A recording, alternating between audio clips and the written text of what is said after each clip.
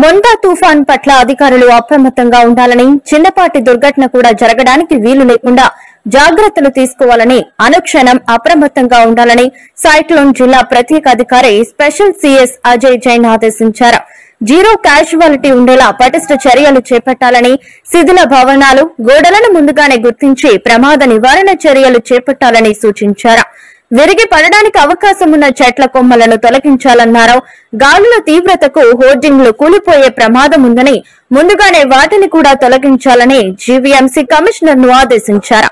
గాలుల తీవ్రతకు చెట్లు కొమ్మలు పడిపోయి వాహన రాకపోకలకు ఇబ్బంది లేకుండా ఎక్కడికక్కడ కటింగ్ యంత్రాలను, జేసీబీలను, లారీలను, సిబ్బందిని అందుబాటులో ఉంచుకోవాలని అజయ్ జైన్ సూచించారు. 410 కిలోమీటర్ల దూరంలోనూ ఉన్నది.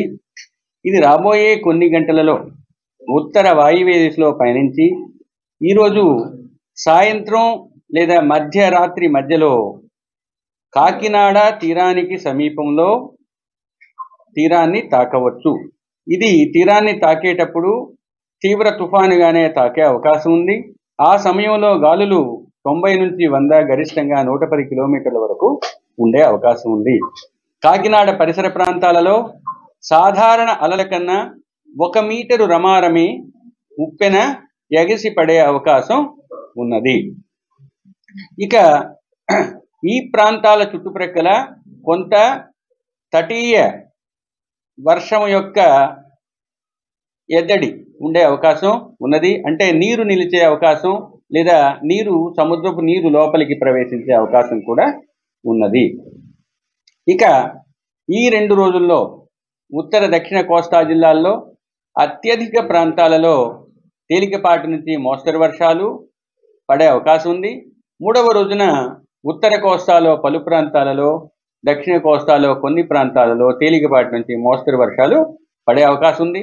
అతి ముఖ్యంగా ఈరోజు గమనించాల్సిన విషయం, శ్రీకాకుళం నుంచి తిరుపతి వరకు ఉన్న కోస్తా జిల్లాలన్నింటిలో, అంటే పశ్చిమ తూర్పు కోస్తా జిల్లాలన్నింటిలో కూడా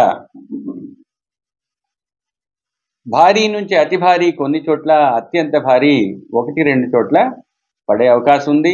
ఇక నంద్యాల, వైఎస్ఆర్ కడప మరియు అన్నమయ్య జిల్లాల్లోని 1-2 చోట్ల భారీ నుంచి అతి భారీ వర్షం పడే అవకాశం ఉంది. అందుచేత అత్యంత భారీ ఉన్న చోట్ల రెడ్ వార్నింగు, భారీ నుంచి అతి భారీ ఉన్న చోట్ల ఆరెంజ్ వార్నింగు ఇవ్వటం జరిగింది. ఇక పశ్చిమ రాయలసీమ జిల్లాలైన కర్నూలు, అనంతపూర్, శ్రీ సత్యసాయితో పాటు చిత్తూరు జిల్లాలోని 1-2 చోట్ల భారీ వర్షానికి ఆస్కారం ఉండే అవకాశం ఉన్నందువల్ల